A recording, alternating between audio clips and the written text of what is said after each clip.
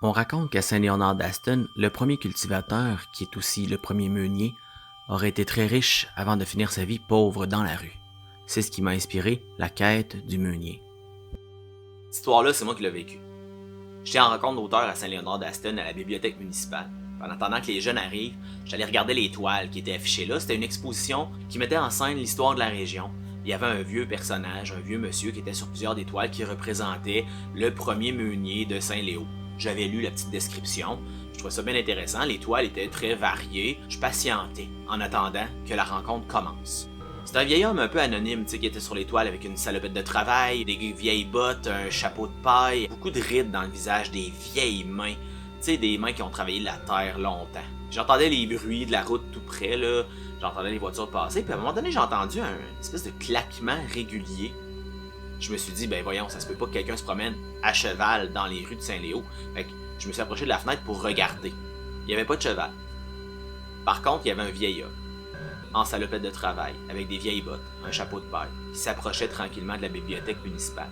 Il était entouré d'une espèce de halo bleuté. Et c'était peut-être l'éclairage qui faisait ça, il faisait très très soleil, mais avec un peu de nuages aussi, ça donnait un éclairage un peu étrange à tout ce que je voyais autour de moi. Pourtant, je l'ai reconnu. C'était le vieil homme des toiles. Ça se pouvait pas, là, que ce vieil homme-là, le premier meunier de Saint-Léo qui était décédé il y a longtemps, soit là devant moi et qui s'approche de la bibliothèque, et pourtant, c'est ce que je voyais. Il s'est approché du mur. Puis il a franchi le mur. Il s'est approché des toiles, puis il s'est regardé.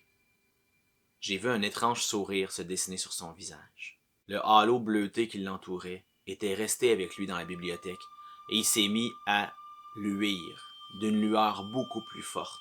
J'avais la chienne! J'étais tétanisé, incapable de bouger, je pouvais pas m'éloigner de lui, j'étais figé sur place.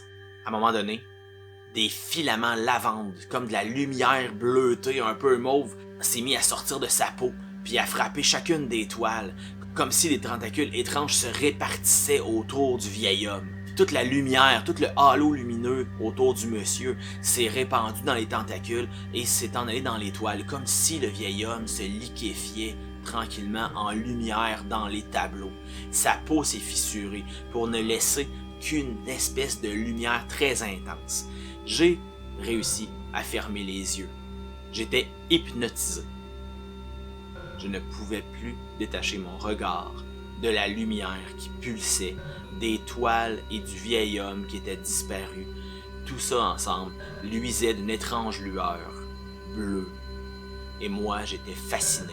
Puis là, dans ma tête, j'ai entendu « Merci, j'avais besoin d'un témoin qui pourrait raconter ma vie. » J'étais tout seul.